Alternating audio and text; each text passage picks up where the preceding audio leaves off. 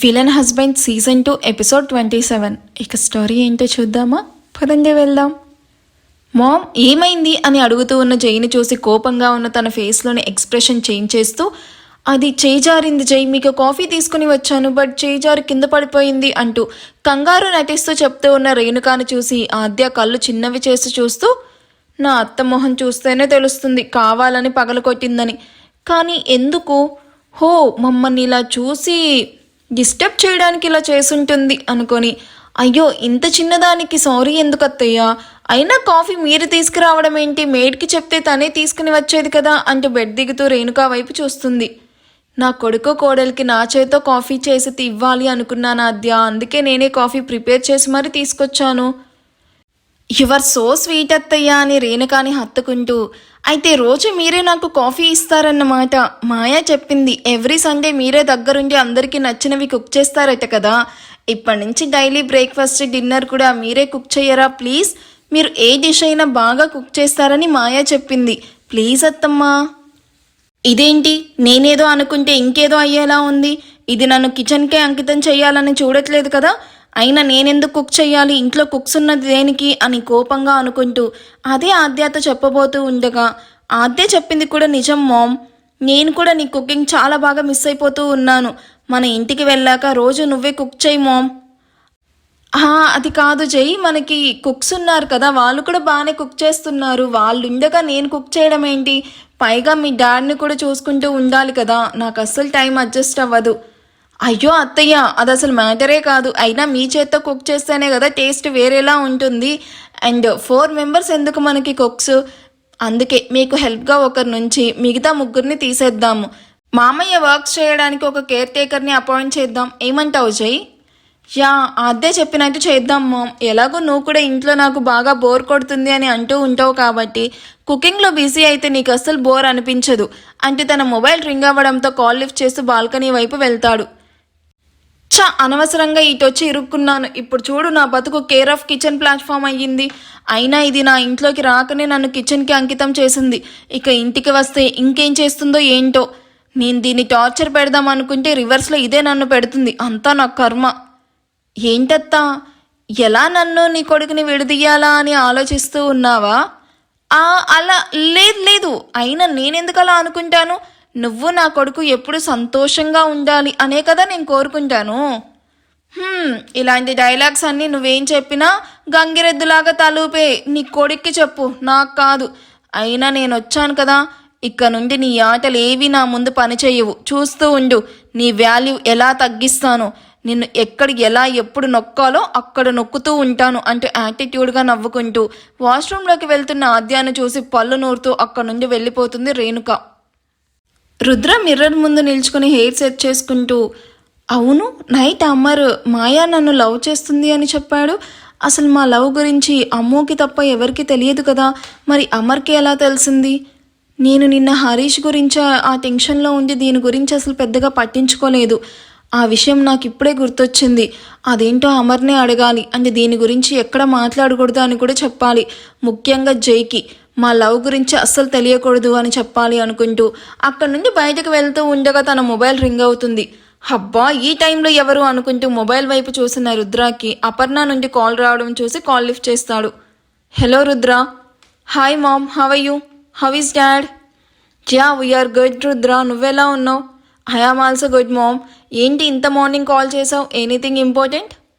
ఇంకా ఎన్ని మంత్స్ మాకు దూరంగా ఉంటావు రుద్ర, నీకు తెలుస్తుందా, నువ్వు ఇక్కడ నుండి వెళ్ళి 3 months దాటింది, 1 month బిజినెస్ టూర్ అని చెప్పి వెళ్ళావు, ఇక్కడ మేము నిన్ను ఎంత మిస్ అవుతున్నామో తెలుసా, ఎప్పుడు వస్తావు రుద్ర?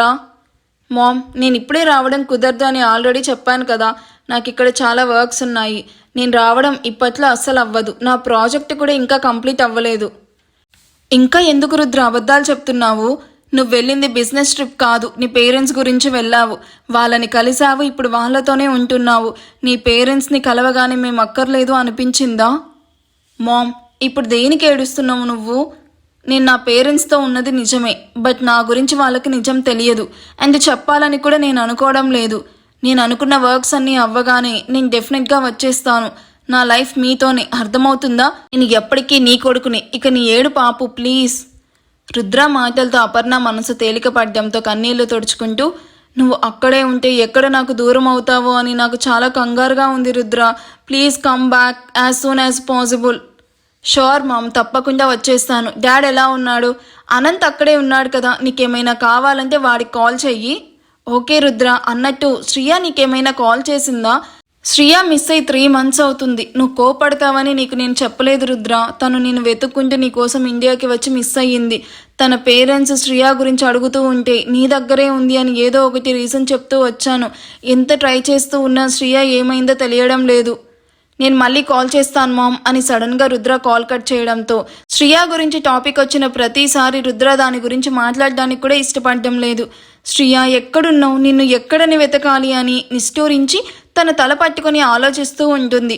కాల్ కట్ చేసిన రుద్ర మొబైల్ను కోపంగా కౌచ్లోకి విసిరి కొడుతూ, శ్రియ చేసిన పనికి 1 రోజుల పాటు నేను నరకం చూశాను మామ్.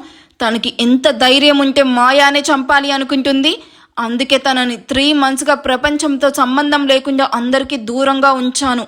తను మారితే తప్ప తనని నేను వదిలిపెట్టాను అని కోపంగా అనుకుంటూ అక్కడి నుండి అమర్ వైపు వెళ్తాడు. బాత్ కంప్లీట్ అవ్వగానే డ్రెస్ కోసం చూసిన ఆద్యాకి రేణుకాతో మాట్లాడుతూ డ్రెస్ తెచ్చుకోవడం మర్చిపోయింది అని అర్థం అవ్వగానే తల కొట్టుకుంటూ, ఎందుకే నీకంత తొందర? అరే డ్రెస్ తీసుకున్నావా లేదా అని కూడా చూసుకోవా? ఇప్పుడు చూడు ఈ టవల్ కట్టుకొని ఎలా వెళ్ళాలి? పైగా నా విలన్ హస్బెండ్ కూడా రూమ్లోనే చచ్చాడు. వాడి ముందుకు నువ్వు ఇలా కానీ టవల్తో వెళ్తే నేను ఐస్ క్రీమ్ లాగా కళ్ళతోనే తినేస్తాడు. అబ్బా ఇప్పుడు ఎలా అని ఆలోచిస్తూ వంటికి టవల్ చుట్టుకొని రూమ్లో నుండి సౌండ్స్ ఏం రావడం లేదు.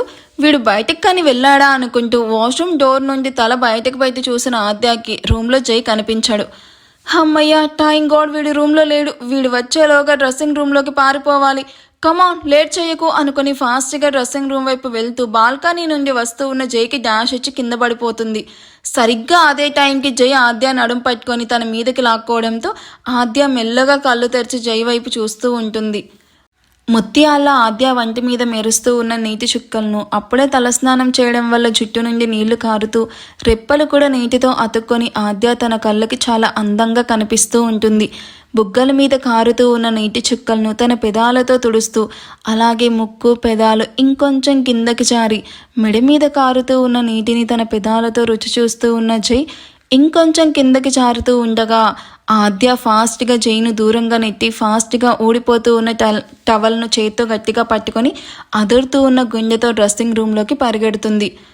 దేవుడా ఏంటిది, ఒళ్ళంతా కరెంటు షాక్ కొట్టినట్టు అలా అయిపోయాను. అవును, నా కాళ్ళు ఎందుకు ఇలా వణుకుతూ ఉన్నాయి అని వణుకుతూ ఉన్న తన కాళ్ళ వైపు చూస్తూ వాటర్ బాటిల్ దించకుండా తాగేసి వీడు దగ్గరకు వస్తే చాలు ఏదేదో అయిపోతుంది. అయినా వీడు రాత్రి వీడి గర్ల్ ఫ్రెండ్ దగ్గరికి వెళ్ళాడు కదా, ఎప్పుడొచ్చాడు మళ్ళీ? ఇంతకీ నైట్ ఎక్కడికి వెళ్ళాడు అని ఆలోచిస్తూనే డ్రెస్అప్ అయ్యి ఇంకా బెడ్ మీదే పడుకోనున్న జై వైపు సీరియస్గా చూస్తూ నైట్ ఎక్కడికి వెళ్ళావు అని కోపంగా అడుగుతుంది. ఈ ఎపిసోడ్ ఎలా అనిపించిందో కామెంట్ చేయండి. వీడియో నచ్చితే ప్లీజ్ లైక్ చేసి హైప్ ఇవ్వండి. Thank you for watching. Bye.